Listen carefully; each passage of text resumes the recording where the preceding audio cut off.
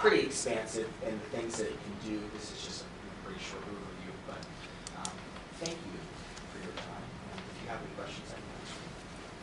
Are there other companies that are producing the software? There are other companies, yes, that produce something very similar.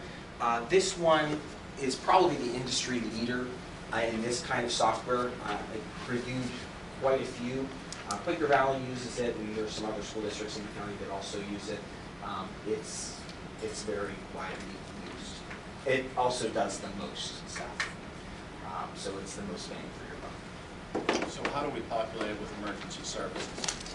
So we actually just had a meeting not too long ago, not just about this, but we talked a little bit about it. So what we do is we take their contact information as far as like the departments themselves, and we populate the departments, and they have like a single logon for, you know, in their car, in their patrol car, they have a laptop. They have a code that they use to access that information.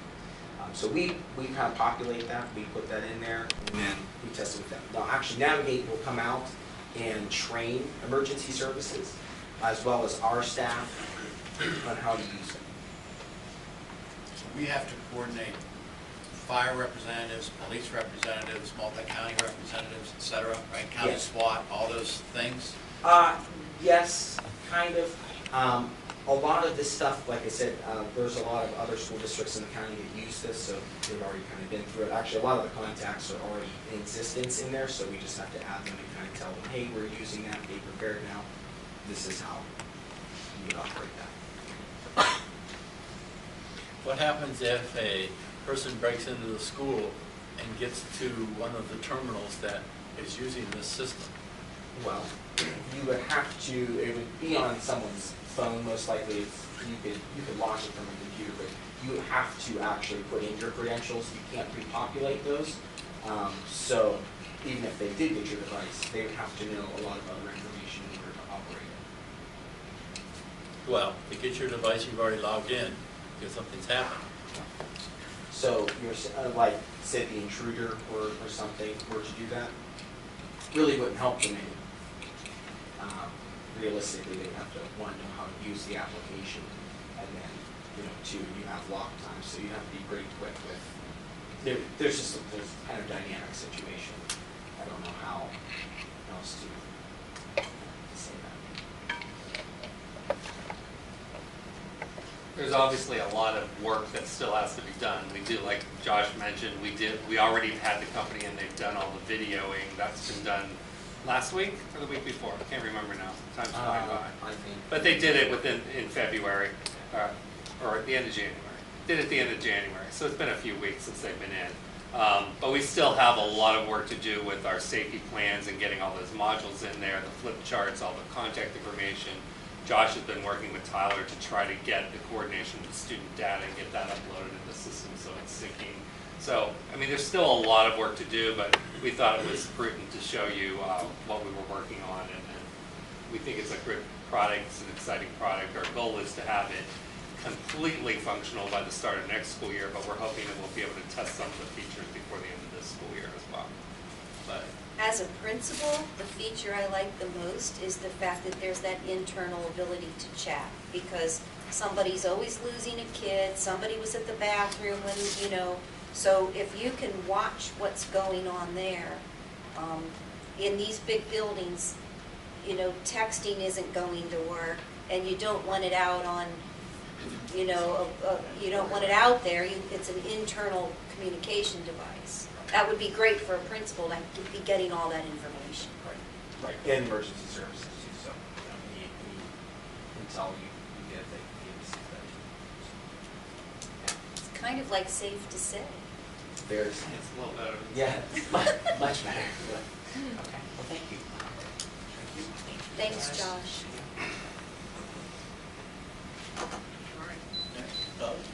Well, that was the good news. Not so good news. But anyway, you do have in front of you a couple summary sheets for the preliminary budget for 2019-20. We have not adopted preliminary budgets in the last couple fiscal years because we've adopted a resolution not to exceed the index. The budget you have in front of you tonight does have a millage increase of .53 mils or a 3.1% increase, which is the index limit at this point. The major changes that you see in the budget there are some increases in local real estate revenue, and those increases are due to assessed value increases, plus the millage increases in there as well. That's about $680,000. There's a $320,000 increase for state subsidies based on the governor's initial budget proposal. That probably will change as they go through the negotiations throughout the spring. We'll keep our eye on that, so you'll see some changes in that as well. And right now, federal subsidies continue to decline. We have a minor decrease of about $25,000 there. If you consider a 2% inflationary increase in spending over our budget, really the revenues cover that inflationary increase.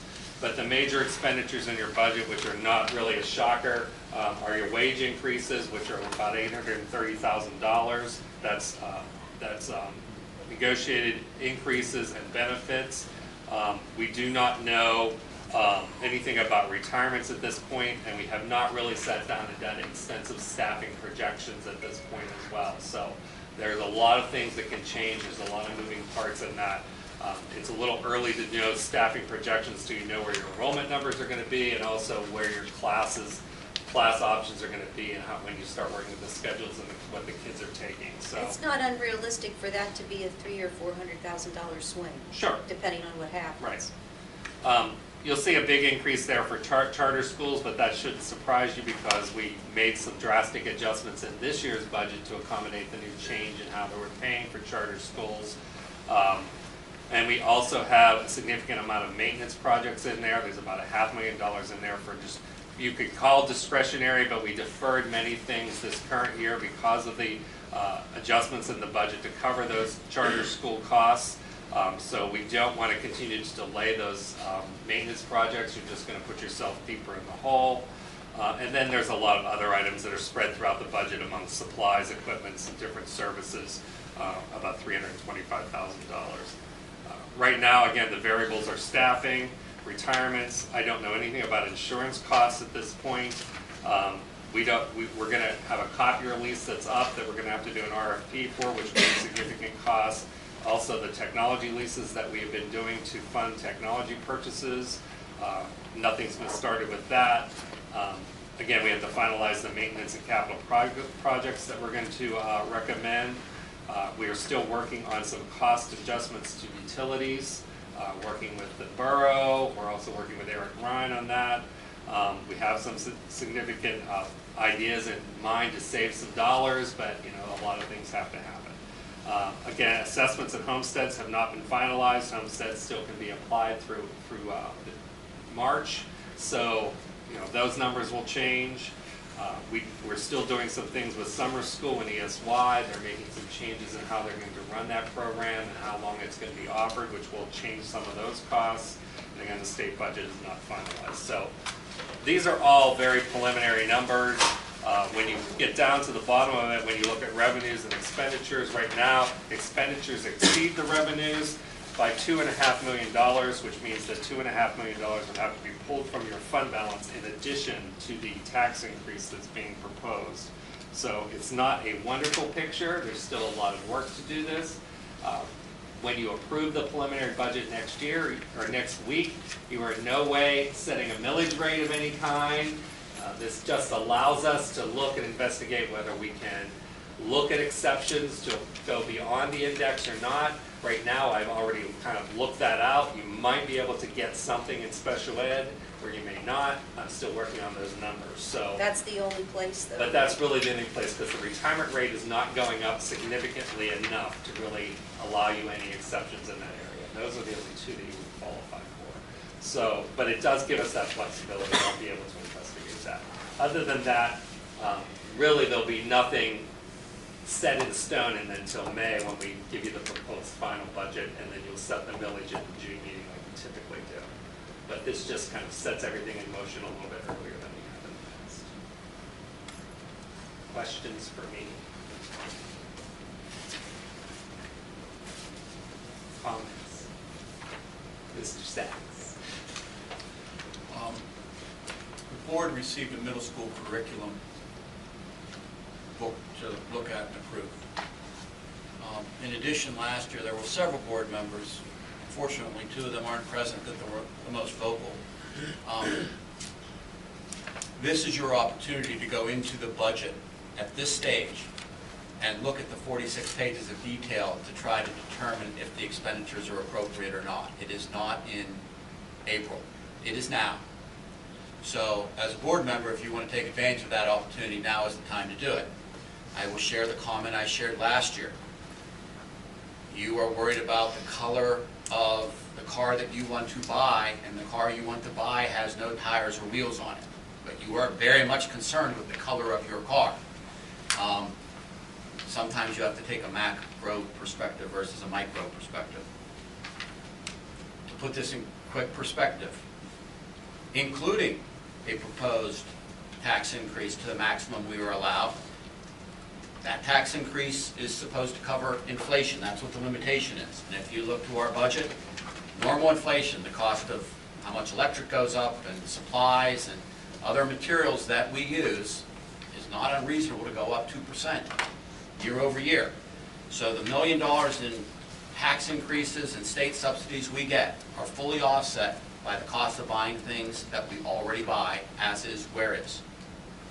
It leaves you with 4 categories to make up $2.5 million, of which the tuition to charter schools, you don't have control over that. Unless magically you pull back a gazillion people from Baden Academy, our tuition charter school amount is $5.7 million, give or take, Mr. McCausland? Correct. And we are not going to substantially change that $5.7 million, of which almost all of it goes to Baden Academy. The maintenance projects, we basically stopped all the maintenance in this year's budget to deal with the tuition payment we had to make to the charter schools this year. And you know the history of the school district of year after year refusing to maintain its building infrastructure to the point that it crumbles, and then someone comes and says, it's a catastrophic repair, we should rip it down and build something new. So I'm not sure the $500,000 of maintenance and repairs, considering we didn't spend that this year, and obviously if it's an annual cost, spending it next year is prudent. If you scrub everything down that's above and beyond what the budget was last year, it only gains $325,000. So I am sharing with you, there is only one significant category, and I mean significant, not let's not buy a floor scrubber for $6,200. Yes, that might contribute to it, but you were talking about a $2.5 million deficit. There is only, and we've already pretty much raised taxes to the extent possible legally, because we will not apply or be eligible for most exceptions to raise taxes higher than inflation. I'm just sharing with you that at some point in time you've got to stop worrying about sports signage and floor scrubbers and the color of a bathroom stall. There is only one category in here that we have the ability to control for this budget. Now, you have a middle school curriculum, and you know middle school curriculum flows into the high school curriculum. So if you want to spend time in looking at the curriculum, it isn't about if your name is on the first or second page of the book. It's about, do you have a continuum of learning that flows middle school into high school? And do you have the ability to eliminate a specific emphasis or program in order to try to save money? You know, you've heard about music programs not being offered in Woodland Hills, or advanced classes not being offered in Aliquippa, whatever it might be. I'm just saying that one of the prudent things as a board you should choose to look at is whether the breadth of your curriculum is no longer affordable. Lacking that restructuring of core values, be it STEM, be it reading, writing, arithmetic, whatever that may be, there is only one category on here that is within control of this board from a budgetary standpoint. just so we're clear. So, if you as a board member wish to look and scrub into the budget, this is now the time to look at all the detail of all the budgets, knowing that you really aren't going to be able to control the revenue side. But I have $1 in my pocket. I've bet it thousands and thousands of times over and over again. I will bet you $1 that your review will not generate $2.459 million. And so you're still stuck with the very, very hard decision that we are going to have to come to grips with in the next 60 days. Thank you. One question, you're proposing to take $2 million out of the fund balance? I'm not proposing that, I'm just telling you that's the state of the current budget. Can't do it. That's what I'm Right? saying. Can't legally do it. Oh, you could take $2.5 million from the budget, it just wouldn't leave you very much to sustain. You couldn't the do it district another moving year. forward. Yeah, and Right. you'd be in Because- trouble because you're building $2.5 million in expenditures that you can't cover in recurring revenues. It took us 6 years to build fund balance of $3.5 million, which is approximately 7% of the existing budget. That's the guideline that we strove to achieve. In 1 year, you basically will wipe out the entire fund balance Right. of the board. Of the school So what district. you're saying, you're proposing basically is, we need to look at staffing and eliminate, lowering staffing, so to speak. You need to look at curriculum, you need to look at staffing, or you need to look at a combination of a change in curriculum and staffing. Those are the only controllable expenses of this magnitude. And understand what I'm saying, this is a macro approach, not a micro approach. You know, we might garner, in addition to $324,000 of even Steven, we may garner another $200,000 or $300,000 worth of savings here, there, right? We're not going to update this curriculum as quickly as we might choose to. We may not invest in wireless hardware as quickly as we might. Some of the things like technology, we're getting 80% grants for, 90% grants for. It's really difficult to stop some of those technology innovations because you're getting 9 cents on a dime that you spend.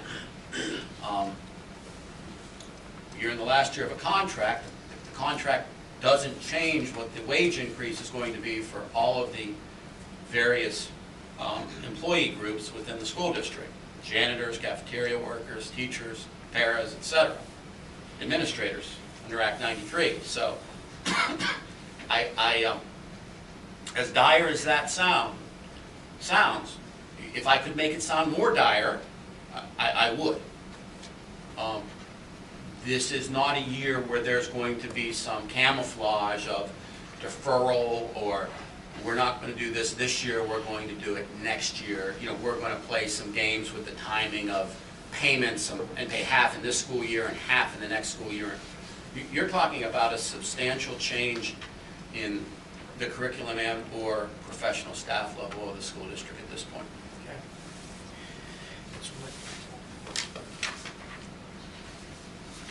Anything else for Doug? Thank you. We'll move on. This is public comment regarding the agenda items only. The meet and discuss meetings are open to the public. At this time, district residents may come forward to comment or ask questions on agenda items only. Each person must state their first and last name and address prior to speaking. Each person will be allowed 3 minutes and can only speak once during this half-hour period. There will be no discussion during this time, but any board member or administrator desiring to address questions or concerns may do so at the conclusion of the committee reports. So at this time, the floor is open for any public comment regarding items on this evening's agenda.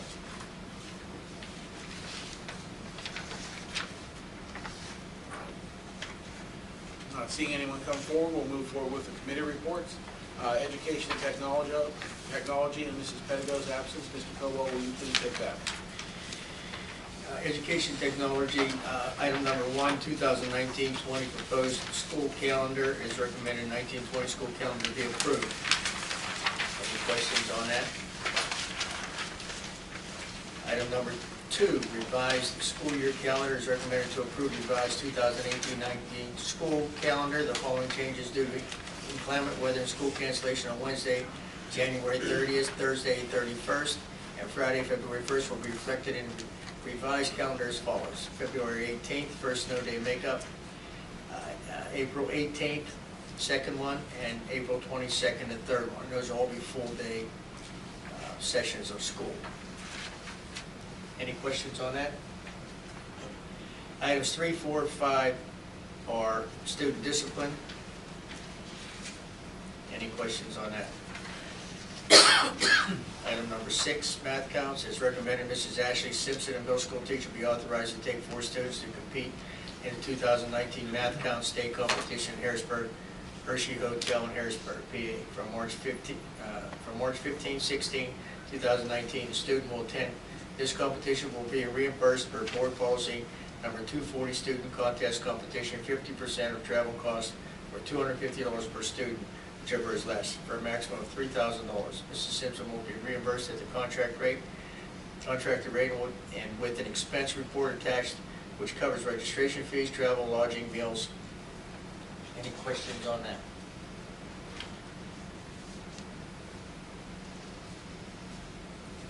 Item number 7, middle school course of studies book.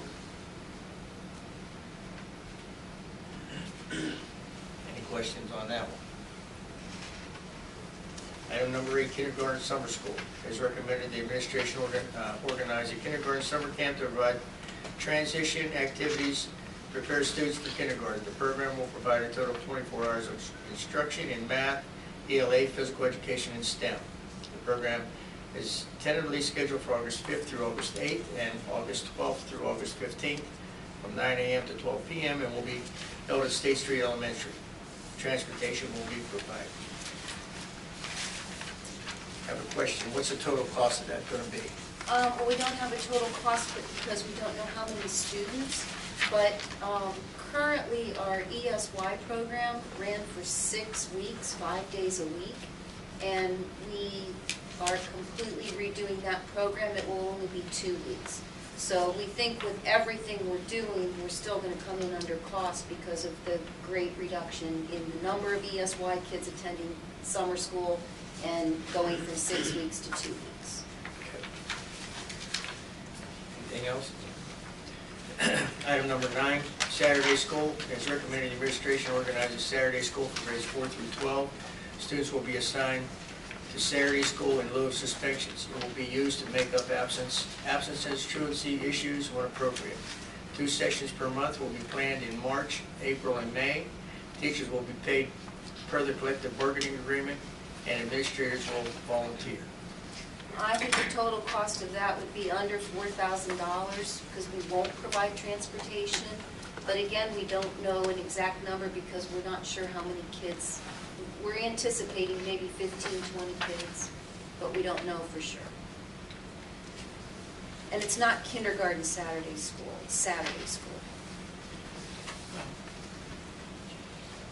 Oh, I guess I didn't. The only question I have is pertaining to this, is it beneficial to the district to have this rather than just suspend these kids? Why are we bending over and costing the district more money to have these kids that are bad throughout the course of the day? Well, because they're not doing their work when they're home and out of school, and we need to help them improve their academic performance.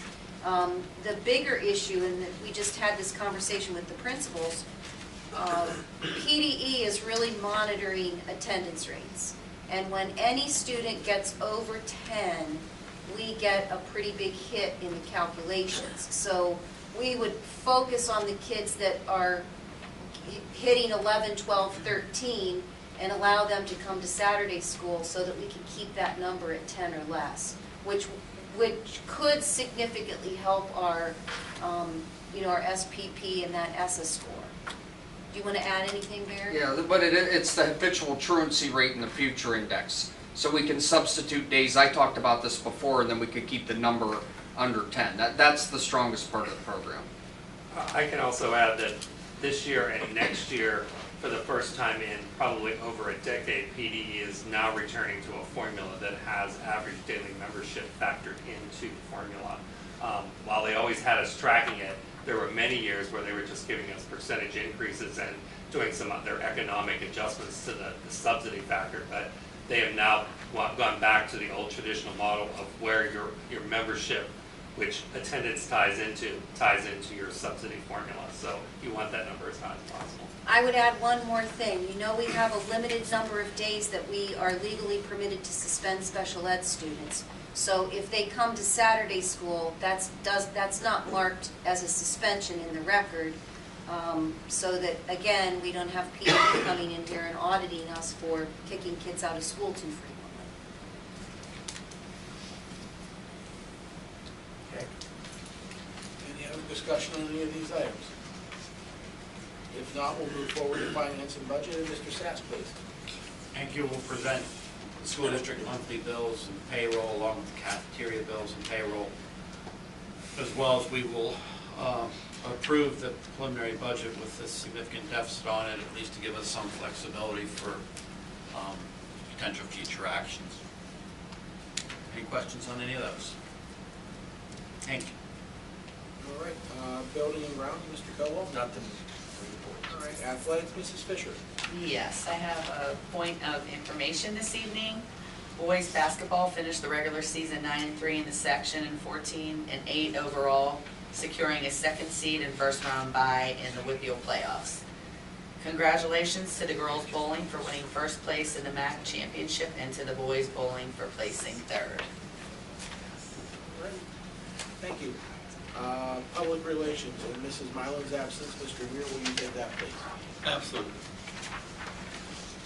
The Hall of Honor was established to commend outstanding Ambridge Area School District alumni for their accomplishments, successes, service to others, and state or national award. The primary goal of the Hall of Honor is to have our current students aspire to the greatness that other Ambridge area students or graduates have achieved. Hall of Honor nominations are now being accepted. Guidelines and applications are available on the district website, and the deadline for these nominations is March 15th. Please submit an application. That's all, sir. Thank you, Mr. Weir. Steering and rules, Mrs. Keefe, please. Okay, item number 1, 2, 3, and 4 is the tobacco/nicotine policies for pupils, employees, administrators, and classified employees.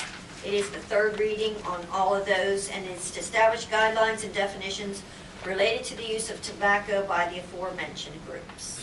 Any questions on those? Item number 5 is policy 104, non-discrimination/discriminatory harassment employee practices. It's also the third reading, and it is to provide to all persons equal access to all categories of employment in the district regardless of race, color, age, creed, religion, sex, sexual orientation, ancestry, national origin, marital status, genetic information, pregnancy, or handicap/disability. Any questions on that one? Item number 6 is policy 919, use of the district name, color, insignia, or logos. It is a first reading, and it is to direct the use of the name, color, insignia, and/or logos to be used solely to support the goals and objectives of the Ambridge Area School District. Is there any question on item number 6? That's all I have. Okay. And legislative? Nothing this evening. Okay.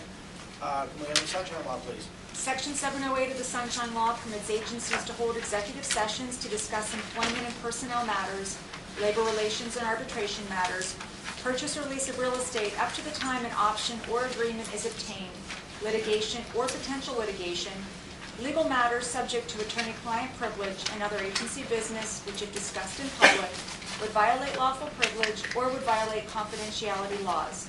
The Board of School Directors held an executive session to discuss employment and personnel matters, salary schedule, and labor relations. The Board will not return to take any legislative action. Okay, thank you. Anything else before I move to adjourn? Not, may I have a motion to adjourn? So moved. Mr. Caldwell, and a second? Second. Thank you, Mr. Walker. All in favor? Aye. Any opposed? Meeting is adjourned.